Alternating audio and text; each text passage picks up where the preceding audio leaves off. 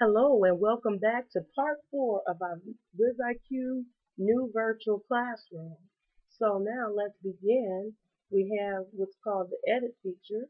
When you click on the edit feature, the only thing that's available is the paste feature and selection for right now, unless you had something previously. So here is something that says file. It allows you to create another way of creating a new tab.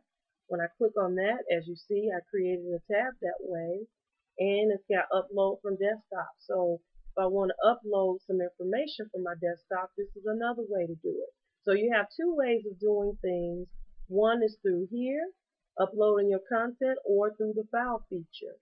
Same with the tab. You can create a new tab by clicking on the plus sign, or you can do so under the file name. And also the same with opening content library. When you open up your content library of all the information you have already previously saved, you will all be able to open up here as well. And if you want to end the session completely, you just click on end class. Now, we're not going to end class because we want to show you around these wonderful features.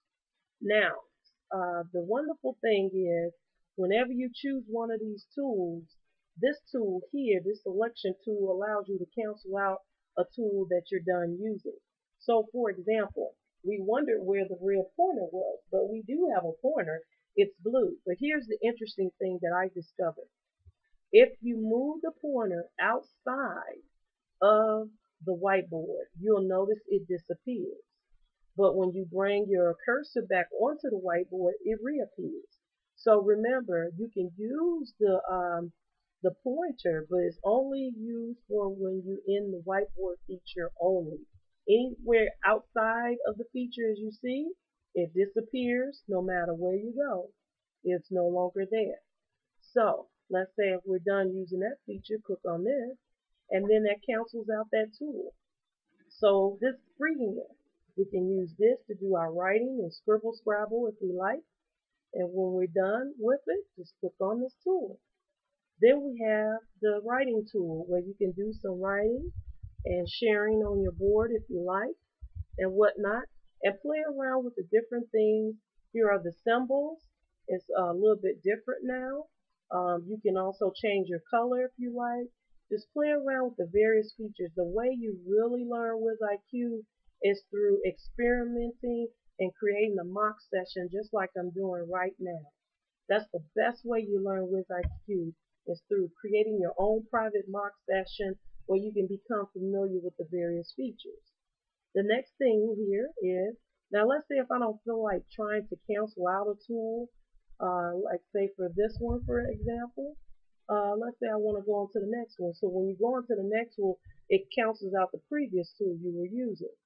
So as you see, you have features that you can use and you can draw with. So which is very interesting.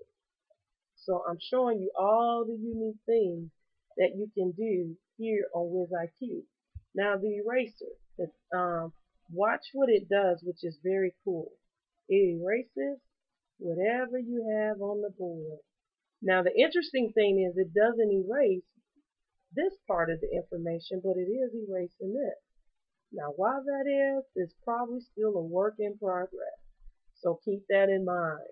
Okay, now this feature just shows you all the shapes. So if you want to put more shapes on here, you can. This is great for geometry or if you're teaching a math course of some type. Now, the interesting thing is this X.